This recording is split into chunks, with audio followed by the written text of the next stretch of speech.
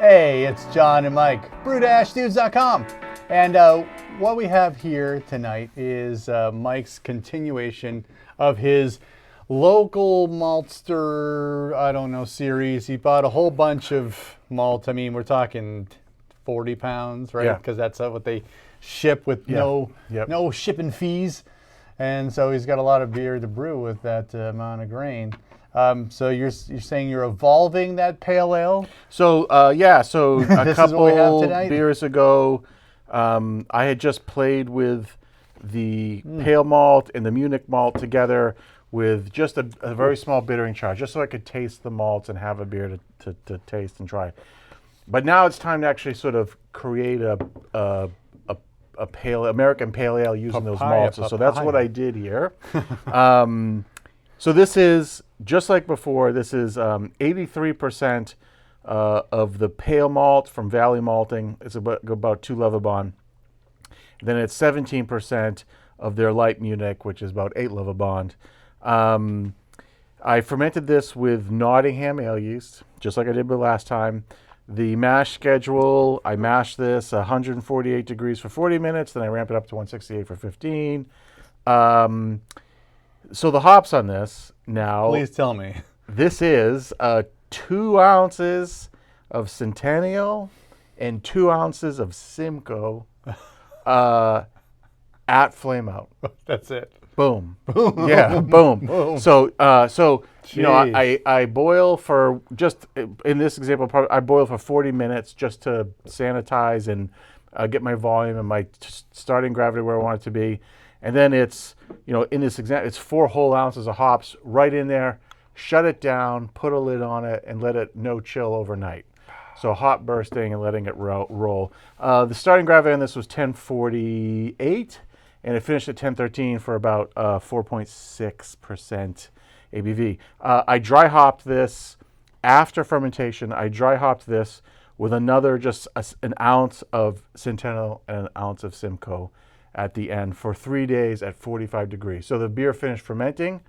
I cold crashed it in the fermenter. I'm doing this in a corny keg. Then I dropped the cylinder of hops in there, back in the fridge for 3 days. After 24 hours, I give the keg a quick rock just to make sure I'm getting some hop contact, because it's only going to be 3 days. And then I push it full closed system into a serving keg, and it's been in the thing conditioning for about a week and a half. So carbonating away. Well, I'm not sure. I'm amazed at the fruity flavors you're getting off of those 2 hop varieties right at flameout and dry hopping. I said papaya at the first jump, but there's like an apricot peachy thing going on too. I think it's that Centennial and that Simcoe sort of playing together. That's wild. And I think the Nottingham too, being a English slightly estery yeast, I think there's a little bit of biotransformation that can happen with Nottingham, if I remember right. It's in that same vein as some of those other English strains. So, it's definitely got a nice bright citrus, like clementine thing to it. Yep. And I get like a bit of like a lemon there in the background. It's almost lemon pledge-ish, right? I get like a lemon-rind, lemon oil essence on there too. It's great.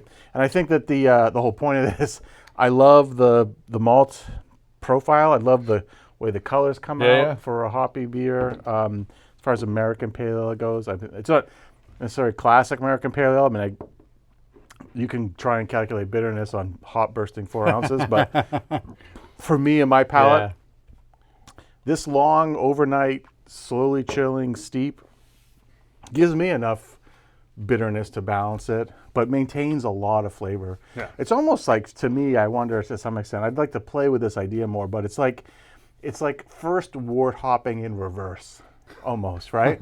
Because they're going in at flameout, but the heat's off and it's just slowly settling out.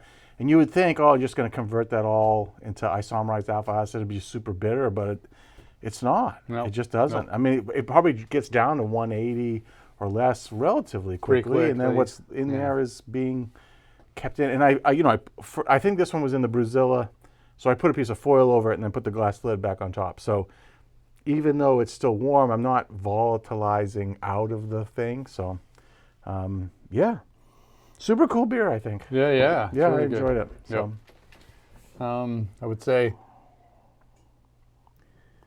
how long has it been in the keg for? a little over a week and a half. Okay. Like maybe a week and 4 days. Yep. Yeah, I don't think there's much else to say. I was gonna say maybe it could be a little bit more carbonated, but I think it's fine. I think it's fine. Yeah. Yeah, I just, I mean, I'm getting the citrus notes that you're saying in the aftertaste.